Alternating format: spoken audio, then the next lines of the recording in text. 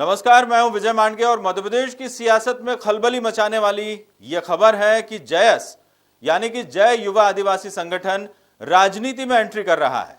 मध्य प्रदेश में एक लोकसभा और 3 विधानसभा सीटों पर उपचुनाव है, जिनमें से खंडवा लोकसभा सीट और अलीराजपुर जिले की जोबट विधानसभा सीट पर जयस अपने उम्मीदवारों को उतारने की तैयारी कर चुका है।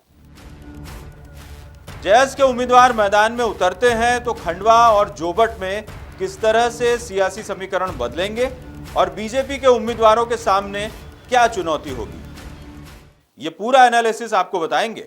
उससे पहले आपको बताते हैं कि जयस किन चेहरों पर दाव लगाने जा रहा है।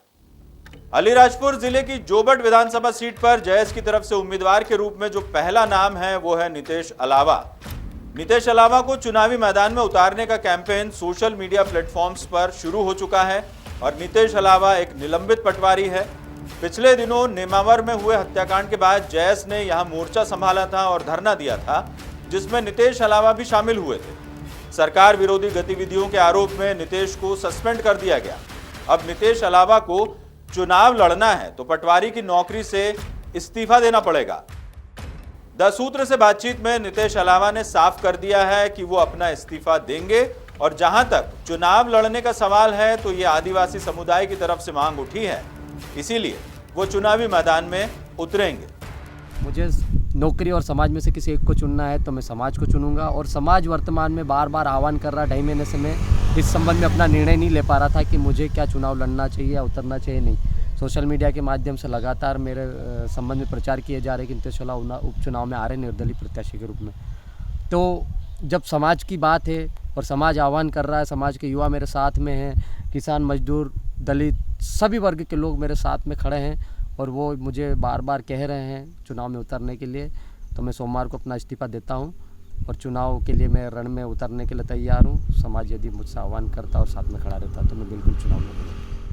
साम दाम दंड भेद, ये राजनीति के वो दांव पेच होते हैं। इसीलिए यदि नितेश अलावा का इस्तीफा मंजूर नहीं होता या फिर उसमें कोई दिक्कत आती है तो जयस ने प्लान बी भी तैयार किया हुआ है। मुकेश रावत, ये जयस की तरफ से दूसरा चेहरा है जो नितेश अलावा के मैदान में न उतरने पर जोबट से चुनाव लड़ सकता है और इसकी पूरी प्लानिंग कर ली गई है। अलावा फर्स्ट उम्मीदवारी है, लेकिन चैनल ये है दादा, आपको स्पष्ट कर दूं, 3 जनों के नाम चल रहे हैं और उसकी आखिरी बैठक कल तय होने वाली है। अच्छा, फिर मैं कल आपको स्पष्ट बता दूंगा। अच्छा, मतलब नितेश अलावा के इस्तीफे देने में कुछ सरकार रोड़े वोड़े अटकाती है तो फिर आप लड़ोगे चुनाव? हाँ। जयस जोबट में दांव क्यों लगा रहा है और जोबट में चुनाव लड़ने की जयस की तैयारियां क्या है, इस पर बात की जाए तो जोबट एक आदिवासी बाहुल्य सीट है और पिछले दिनों जोबट सीट पे उसके हर ब्लॉक में जयस ने आंदोलन किया और एक सियासी माहौल गरमाया। उदयगढ़, कट्ठीवाड़, जोबट, भाभरा और अमुआ, जोबट विधानसभा सीट में ये 5 ब्लॉक आते हैं। उदयगढ़ को छोड़कर जयस ने हर ब्लॉक में आदिवासी समुदाय से जुड़े मुद्दों को लेकर आंदोलन किया है और अपनी मौजूदगी दर्ज करवाई। अब सवाल यह है कि जोबट में जयस के चुनावी मैदान में उतरने से कांग्रेस और बीजेपी के समीकरण कैसे बदलेंगे। तो पहले बात कर ले कांग्रेस की, क्योंकि जोबट कांग्रेस की परंपरागत तौर पर सीट मानी जाती रही है और पिछले 20 सालों के चुनावी इतिहास की बात करें तो 2013 के इलेक्शन को छोड़ दिया जाए, इस सीट से कांग्रेस लगातार जीतती आ रही है, उसके उम्मीदवार लगातार जीत दर्ज करते चले आ रहे हैं। 2018 में कलावती भूरिया यहां से चुनाव जीती थी। हालांकि यहां पर एक गौर करने वाली बात यह भी है कि 2018 के चुनाव में विशाल पटेल कांग्रेस से बागी होकर चुनावी मैदान में थे, बावजूद इसके कलावती भूरिया यहां से जीतने में कामयाब हुई। ऐसे में अब जयस मैदान में होगा तो जाहिर है कि त्रिकोणीय मुकाबला होगा और कांग्रेस को दमदार चेहरे को मैदान में उतारना पड़ेगा। पिछले दिनों पीसीसी चीफ कमलनाथ का एक बयान सामने आया था कि कांग्रेस के जिस उम्मीदवार को जयस का समर्थन होगा उसे टिकट दिया जाएगा। इसे लेकर जयस का साफ कहना है कि जयस अपने दम पर चुनाव लड़ने जा रहा है, कांग्रेस के समर्थन की उसे कोई जरूरत नहीं है। जहां भी जयस के बड़े आंदोलन हुए वहां कांग्रेस के 5 कार्यकर्ता भी नहीं गए थे। तो जब आप संघर्षों में हमारे साथ नहीं थे तो आप कैसे उम्मीद कर सकते हैं कि जयस का कार्यकर्ता चुनाव में आपके साथ रहेगा और आपके उम्मीदवार को वोट देगा?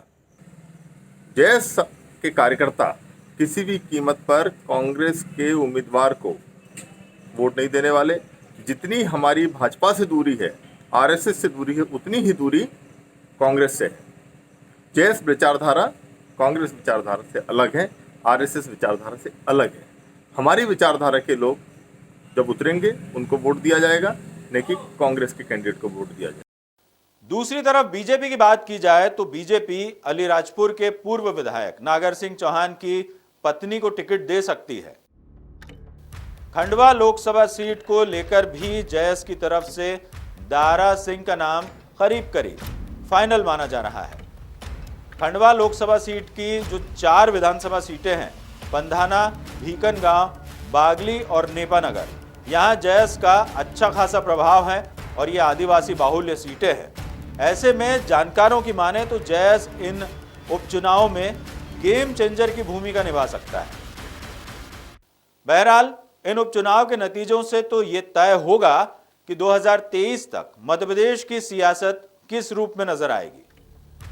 तो कमेंट बॉक्स में इस खबर पर अपनी राय जरूर दें और जयस यदि चुनावी मैदान में उतरता है तो क्या वो बीजेपी कांग्रेस का खेल बिगाड़ेगा, ये जरूर बताएं। और ऐसी ही पॉलिटिकल खबरों को देखते रहिए 10 सूत्र के साथ।